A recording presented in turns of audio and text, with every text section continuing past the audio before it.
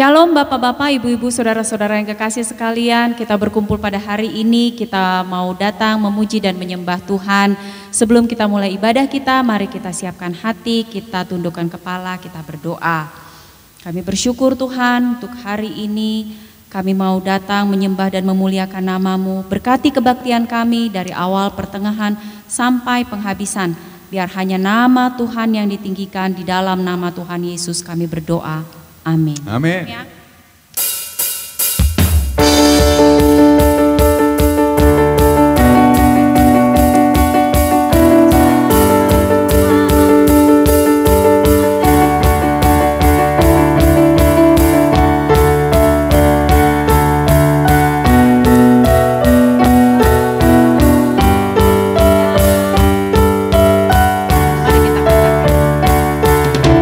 Allah yang terbesar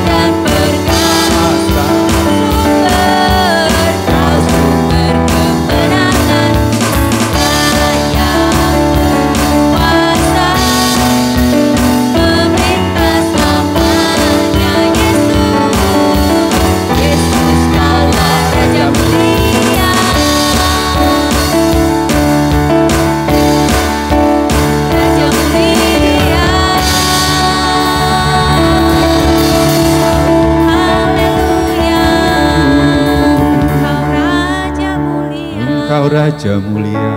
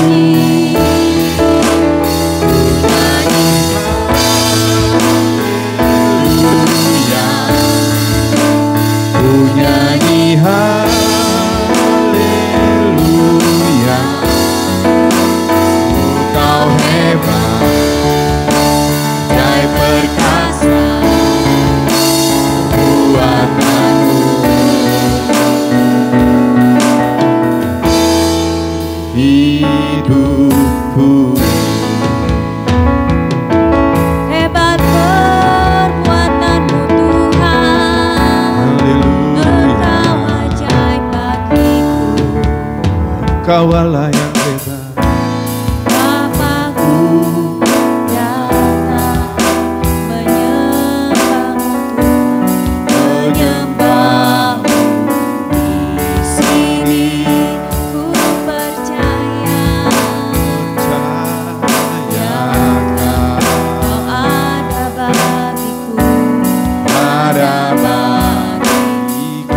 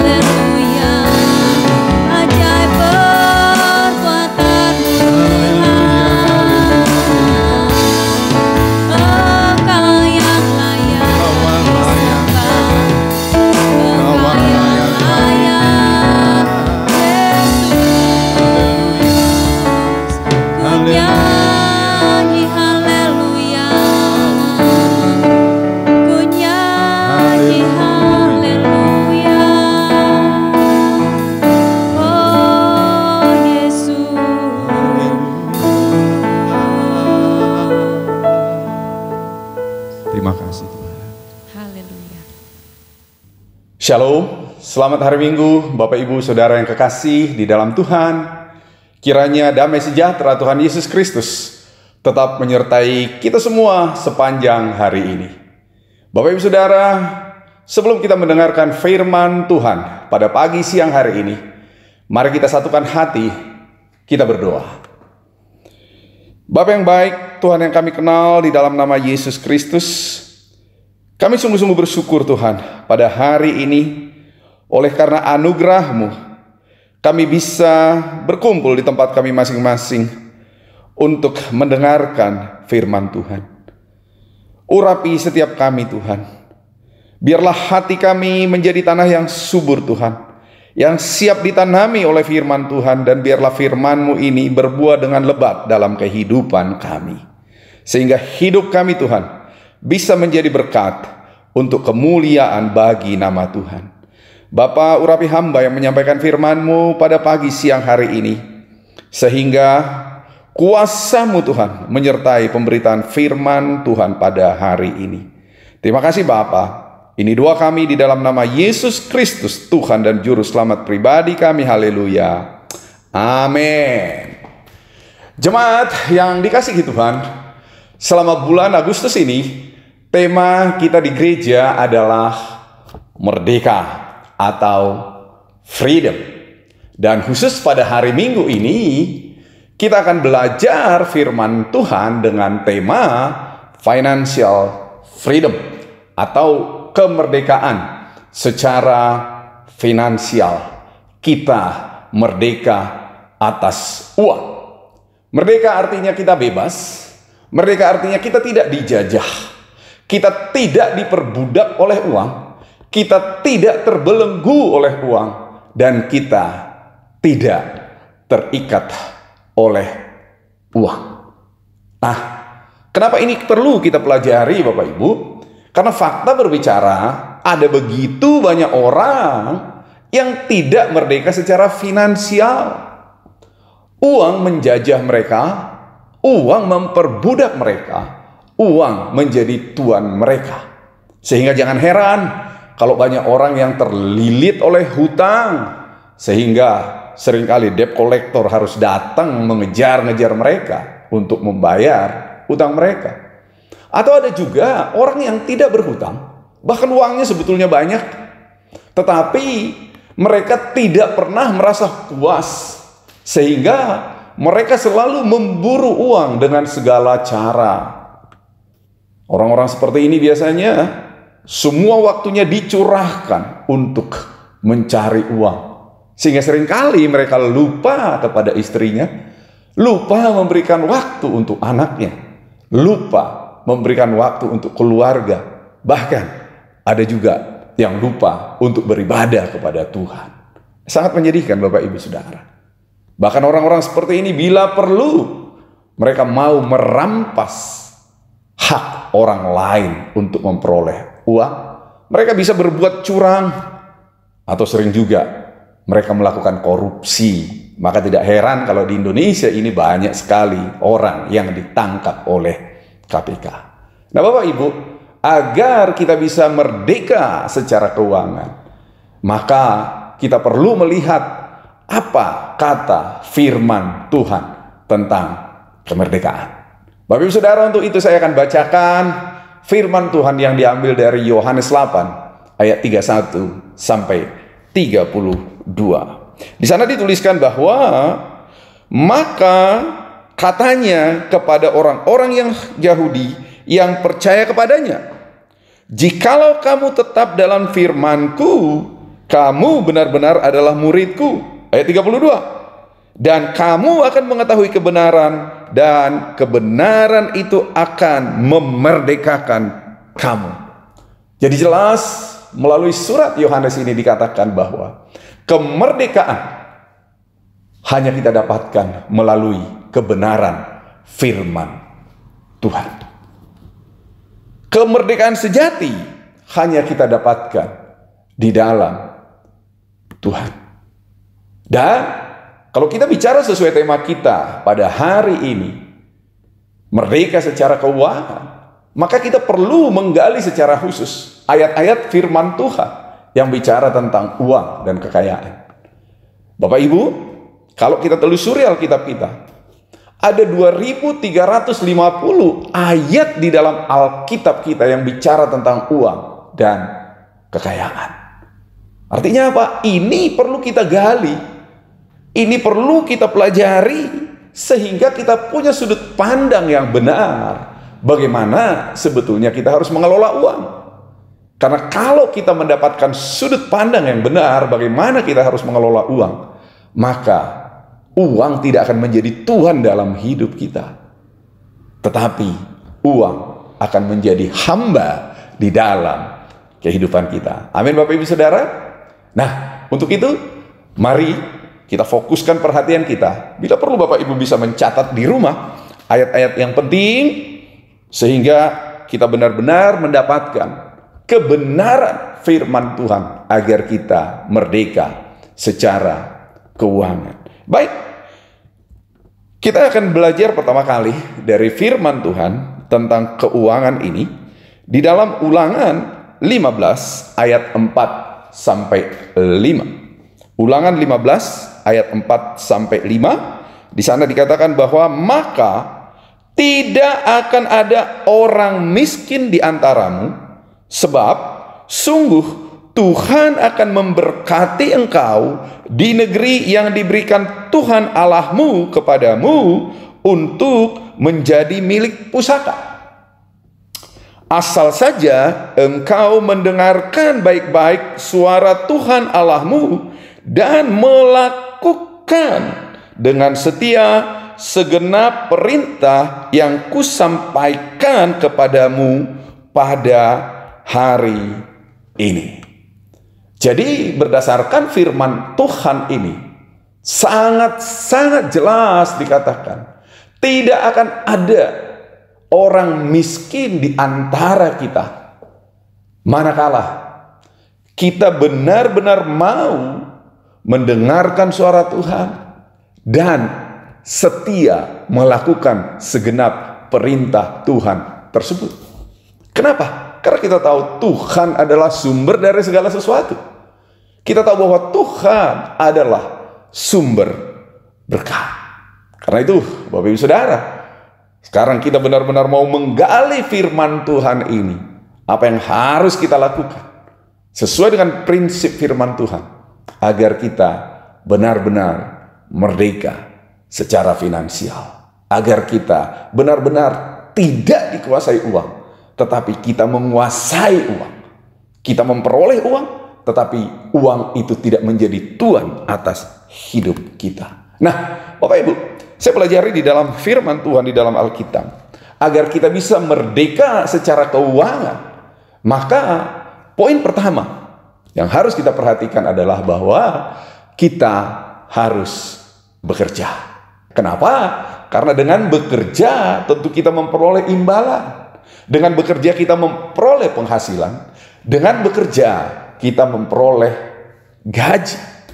Dan hal ini sudah ada di dalam firman Tuhan sejak perjanjian lama serta kitab Kejadian. Saya bacakan untuk kita Kejadian 2 ayat 15. Tuhan Allah mengambil manusia itu dan menempatkannya dalam Taman Eden untuk mengusahakan dan memelihara taman itu.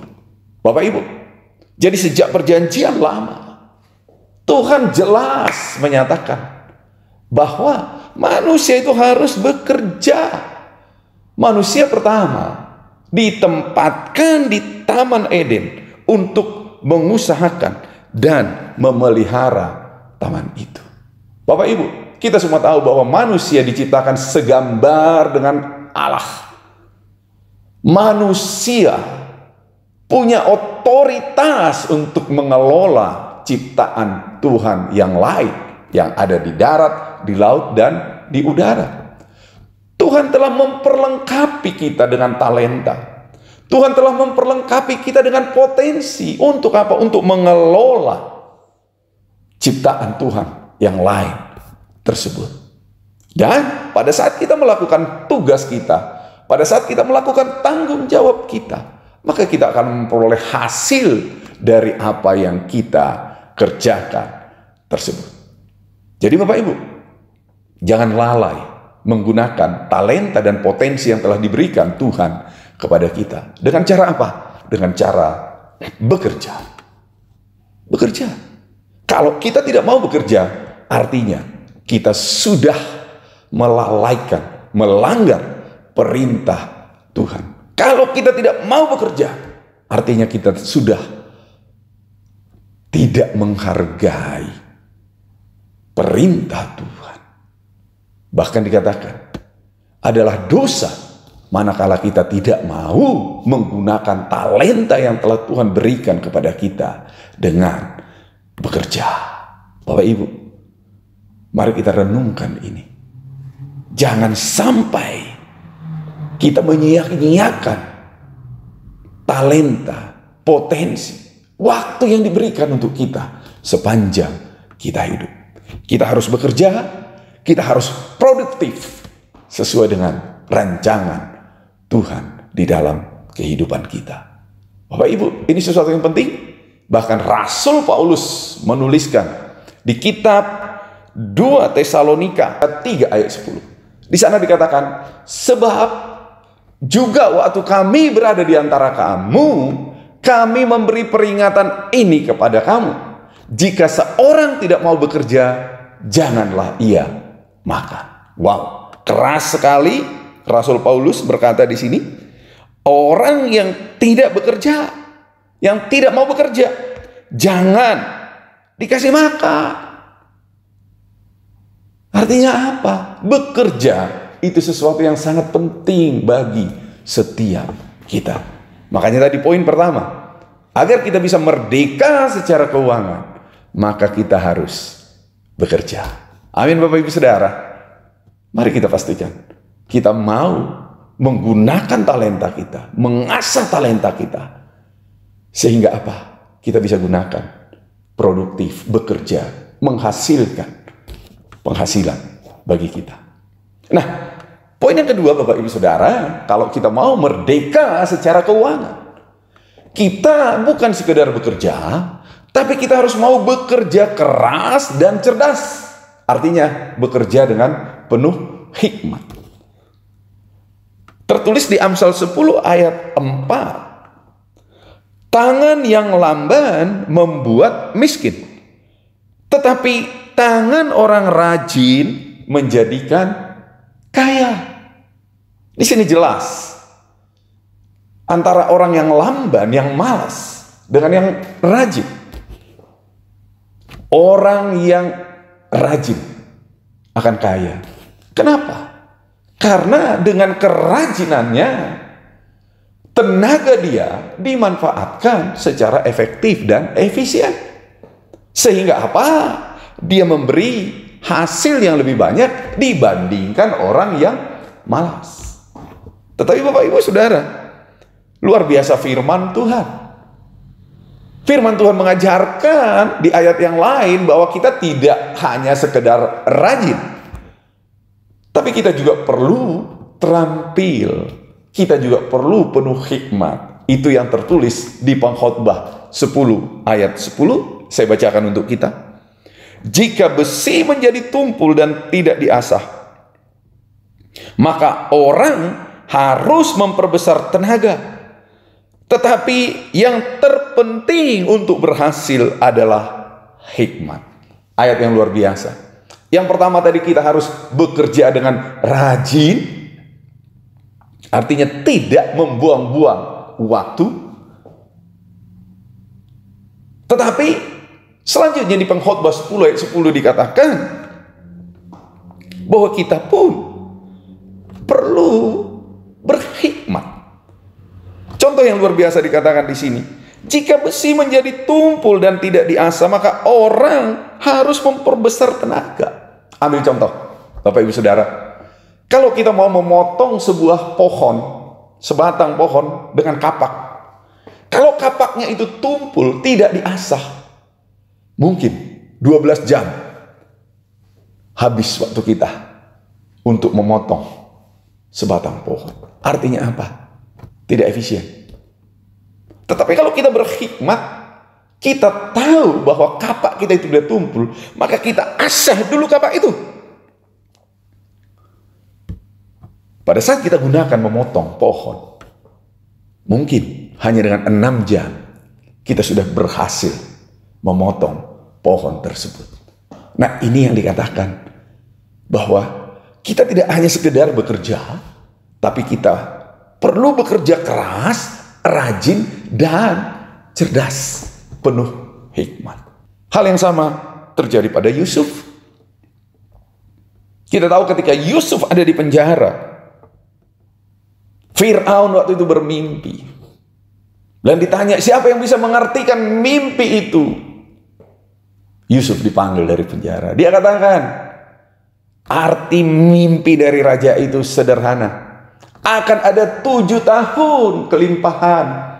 Tetapi setelah itu ada 7 tahun masa kelaparan. Wow. Firaun senang waktu itu di Mesir mendengarkan bahwa mimpi dia ada yang bisa mengartikan. Tetapi tentu tidak berhenti hanya sekedar mengartikan mimpi. Akhirnya Firaun bertanya, oke, kalau gitu apa yang harus kita lakukan? Kalau nanti ada 7 tahun kelimpahan lalu ada 7 tahun kelaparan, apa yang kita lakukan? Yusuf dengan penuh hikmat memberikan solusi kepada Firaun. Raja, dia katakan, selama 7 tahun masa kelimpahan, kita harus menabung. Kita sisihkan sebagian dari panen pertanian kita itu. Sehingga apa? Pada masa kelaparan nanti, pada masa kesulitan panen nanti, kita tetap bisa mensuplai makanan untuk rakyat kita. Firaun senang banget mendengarkan itu. Dan apa kata Firaun? Karena engkau yang penuh hikmat menjawabnya, maka engkau yang kuberi wewenang melaksanakan strategi untuk menabung tersebut. Dan pada saat itu, Yusuf diangkat menjadi Perdana Menteri, menjadi orang kedua di Mesir. Apa yang kita pelajari dari kasus ini, Bapak Ibu? Orang yang mau bekerja keras, orang yang punya hikmat, dia nggak usah capek mencari-cari pekerjaan, tapi pekerjaan yang akan datang mencari dia. Luar biasa. Nah, ini kita pelajari dari firman Tuhan. Nah, sekarang kita lihat yang ketiga. Apa yang harus kita lakukan sesuai dengan firman Tuhan agar kita bisa merdeka secara finansial? Yang ketiga, kita harus membuat perencanaan. Kita harus membuat anggaran. Ini sesuai dengan apa yang tertulis di Lukas 14 ayat 28. Di sana dikatakan, sebab siapakah di antara kamu yang kalau mau mendirikan sebuah menara, tidak duduk dahulu membuat anggaran biayanya? Kalau cukup uangnya untuk menyelesaikan pekerjaan itu. Luar biasa. Firman Tuhan ini sangat lengkap, Bapak Ibu Saudara, termasuk dalam hal mengelola keuangan. Di sini dikatakan, kalau engkau mau mendirikan sebuah menara, hitung dulu uangmu cukup nggak? Jangan nanti di tengah jalan uangmu nggak cukup, maka pekerjaannya mangkrak, tidak selesai. Nah, kalau kita tarik ini di dalam keseharian kita, maka kita pun perlu membuat perencanaan. Katakan untuk kehidupan kita pribadi, kehidupan kita sehari-hari. Bagaimana kita membuat perencanaan? Kita harus tahu berapa penghasilan bulanan kita. Berapa gaji kita setiap bulan. Nah, setelah kita tahu berapa gaji kita setiap bulan, maka kita perlu membuat perencanaan akan bagaimana kita menggunakan gaji kita ini. Jadi jangan ikuti seperti kata orang. Banyak orang mengatakan, aduh hidup ini mengalir aja lah. No. Jangan katakan hidup mengalir seperti air, karena air selalu akan masuk ke comberan, ke got. Tentu kita tidak mau masuk ke dalam got, Bapak Ibu Saudara. Karena itu apa? Perlu ada perencanaan. Contoh, Katakan seseorang punya penghasilan gaji 2 juta rupiah 1 bulan. Kita biasanya gajian itu di awal bulan, tanggal 1 misalnya. Nah, pertanyaannya, bagaimana kita mengelola? Kalau kita sekedar mengalir, bahaya. Bisa-bisa baru 15 hari berjalan sudah habis yang 2 juta. Karena itu perlu membuat rencana pengeluaran kita. Dan ini harus komplit. Kita catat rencana pengeluaran kita. Misalkan untuk bulan depan, tanggal 1 gaji kita 2 juta. Bagaimana ini mengelola ini? Kita gunakan untuk apa? Ini komplit dari A sampai Z. Kita catat rencana pengeluaran kita. Misalnya yang pertama, perpuluhan 10%. Persembahan. Tabungan. Uang makan. Transportasi. Uang pendidikan. Beli baju. Rekreasi dan lain-lain. Semua itu harus terencana. Sehingga apa? Kita tahu persis. Sesuai dengan rencana ini. Bahwa gaji kita tadi masih cukup.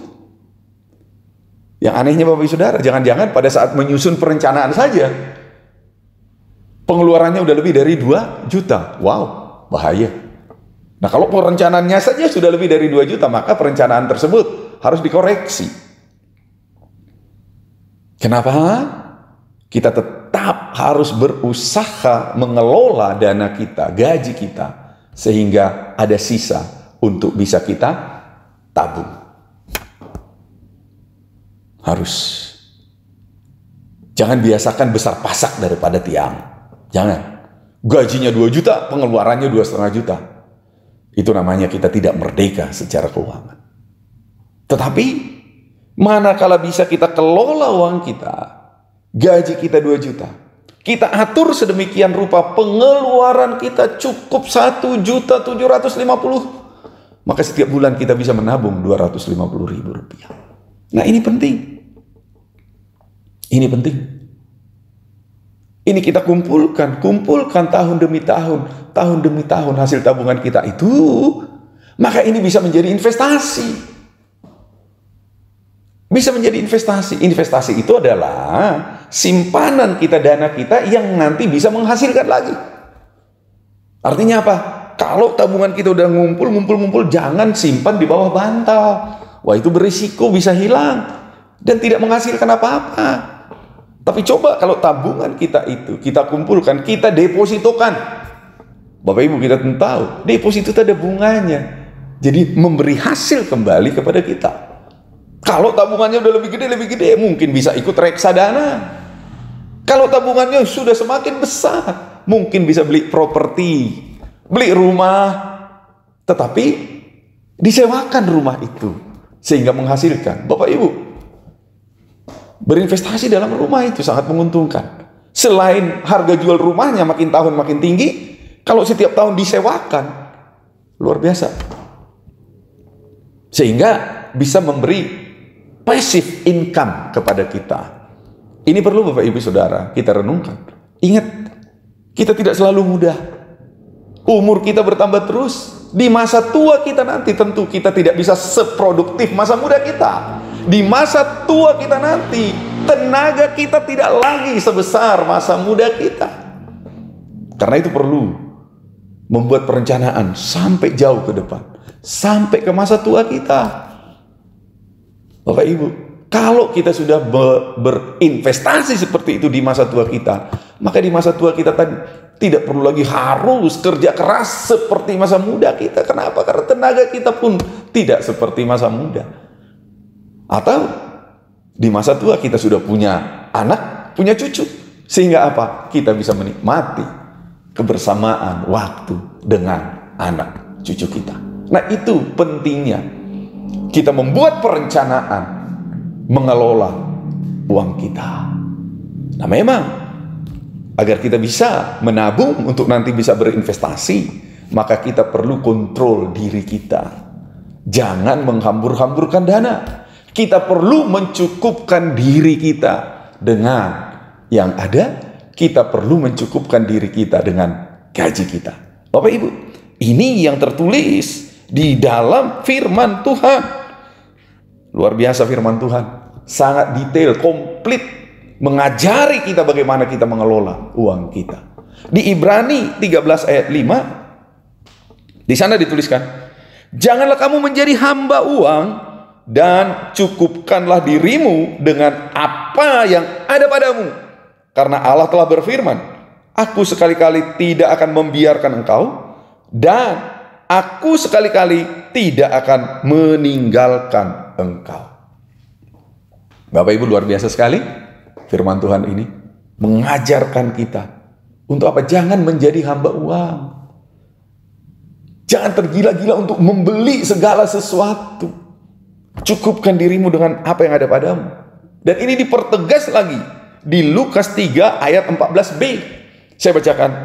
Jawab Yohanes kepada mereka, jangan merampas dan jangan memeras, dan cukupkanlah dirimu dengan gaji. Bapak Ibu, kita perlu belajar mencukupkan diri dengan gaji kita. Mencukupkan diri dengan gaji maksudnya apa? Mengelola seperti tadi, sehingga kita masih bisa menabung. Banyak orang tidak bisa mencukupkan diri. Kenapa? Karena dia tidak bisa membedakan antara kebutuhan dengan keinginan. Dia tidak bisa membedakan antara keperluan dengan keinginan atau kemauan. Ini kadang beda tipis, tapi sebetulnya kalau kita teliti, kita bisa benar-benar membedakannya. Contoh, kita mungkin membutuhkan alat komunikasi, katakanlah handphone. Kebutuhan kita adalah alat komunikasi, handphone. Artinya apa? Kalau 5 tahun lalu kita sudah beli handphone dan masih bisa dipakai sebagai alat komunikasi, harusnya kita masih bisa memakai itu sesuai dengan kebutuhan kita untuk berkomunikasi. Tetapi kalau kita tidak bisa mencukupkan diri kita dengan apa yang ada itu, maka kita bisa tergoda. Kita tahu Bapak Ibu Saudara, setiap tahun handphone ada keluaran baru, mode baru. Ya memang fitur-fiturnya berbeda, tapi fungsi utamanya sebagai alat komunikasi sebetulnya sama saja. Nah, kalau kita tidak bisa menahan diri, kalau kita tidak bisa mencukupkan diri dengan apa yang ada ini, maka kita tergoda untuk selalu ganti handphone. Nah, ini yang membuat apa? Perencanaan keuangan kita bisa bobol. Perlu hati-hati di dalam mengelola keuangan kita.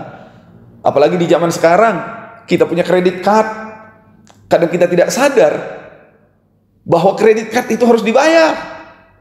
Begitu keluar produk baru handphone, wow, saya pengen juga menikmati itu, gesek aja. Baru di akhir bulan nanti kelabakan. Akhirnya terlilit oleh hutang. Nah, Bapak Ibu, saat kita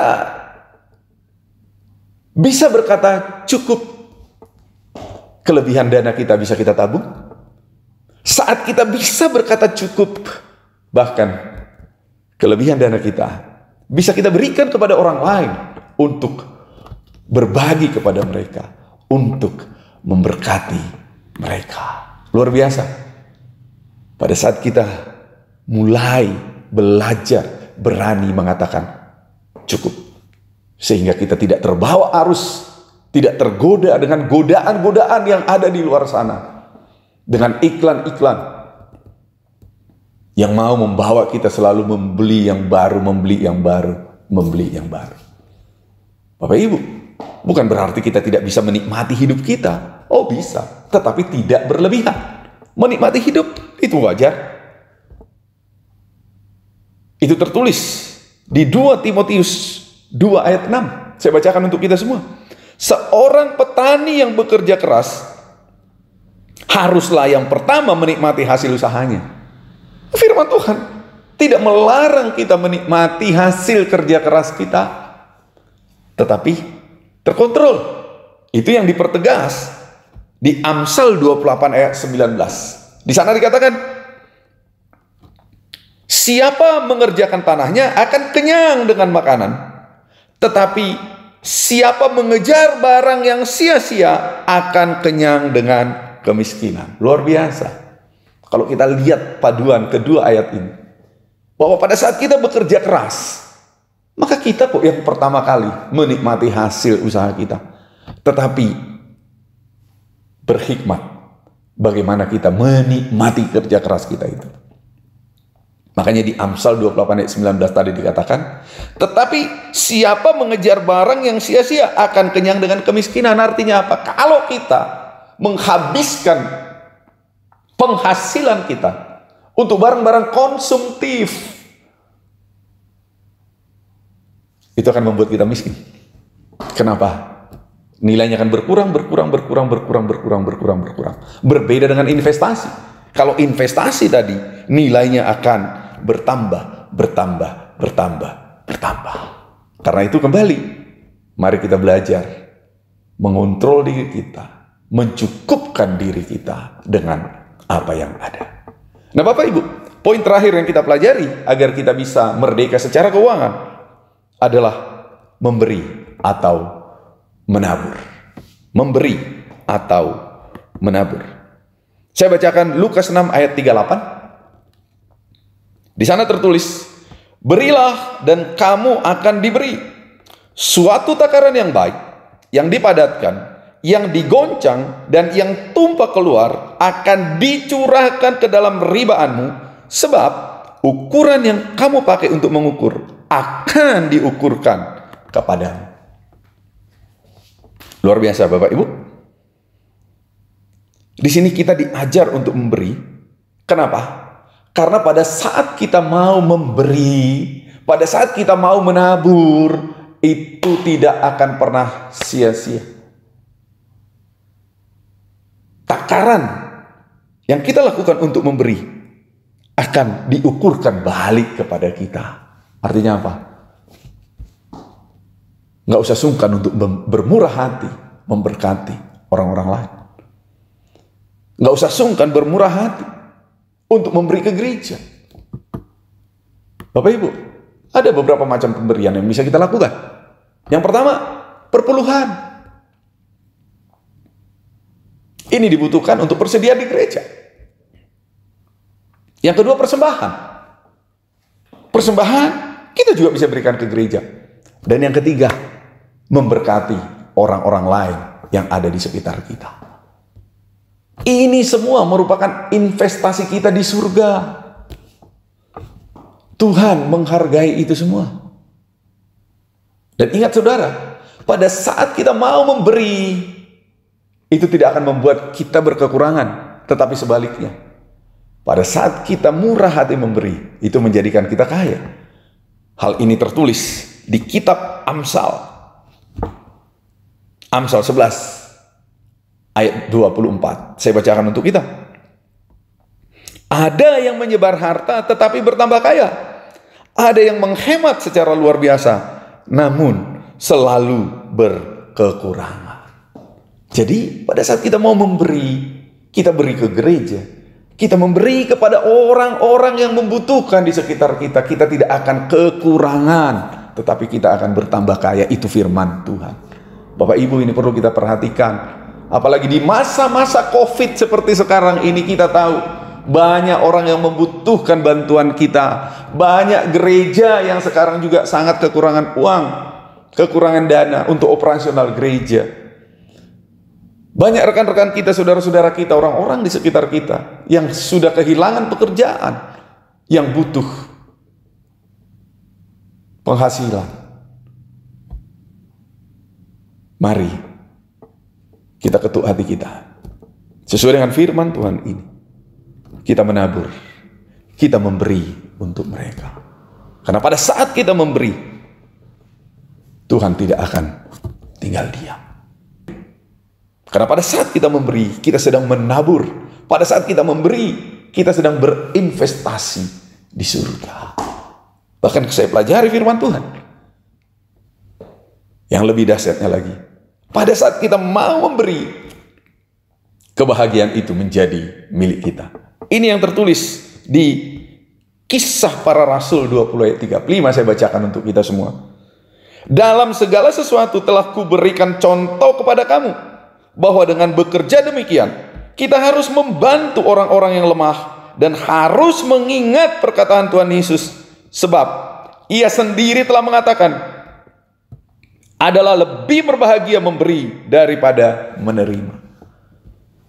Jadi pada saat kita mau menabur, pada saat kita mau memberi untuk orang-orang di sekitar kita, selain kita berinvestasi di surga, menurut ayat ini kita akan lebih berbahagia, karena adalah lebih berbahagia memberi daripada menerima. Bapak Ibu, luar biasa kebenaran firman Tuhan yang kita pelajari pada pagi hari ini.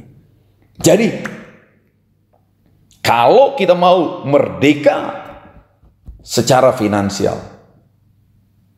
ada 4 hal yang kita harus lakukan sesuai dengan firman Tuhan yang kita barusan pelajari. Yang pertama, kita harus bekerja. Karena dengan bekerja kita mendapatkan penghasilan. Dan dengan bekerja kita sedang menyalurkan talenta, potensi yang telah diberikan Tuhan kepada kita. Yang kedua, mari kita bekerja keras dan cerdas, penuh hikmat.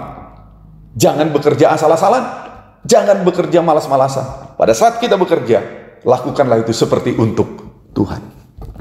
Yang ketiga, agar kita merdeka secara finansial, kita harus membuat perencanaan atau anggaran. Sehingga apa? Penghasilan kita itu tidak habis begitu saja, tetapi kita selalu bisa menabung. Tabungan ini kita kumpulkan, kita berinvestasi. Kita punya passive income, sehingga di masa tua kita nanti, kita tidak mungkin lagi bekerja seperti masa muda kita. Tetapi dengan adanya investasi tadi, kita bisa menikmati masa tua kita dengan indah, bersama keluarga kita, bersama anak-anak dan cucu kita. Dan yang keempat yang harus kita lakukan adalah, mari kita menabur, mari kita memberi. Pada saat kita menabur, kita berinvestasi di surga. Pada saat kita menabur, Tuhan akan memberi hasil juga kepada kita. Pada saat kita memberi, maka kita akan lebih berbahagia lagi. Amin Bapak Ibu Saudara. Karena itu Bapak Ibu, mari renungkan firman ini dan lakukan di dalam kehidupan kita sehari-hari. Tuhan memberkati kita merdeka.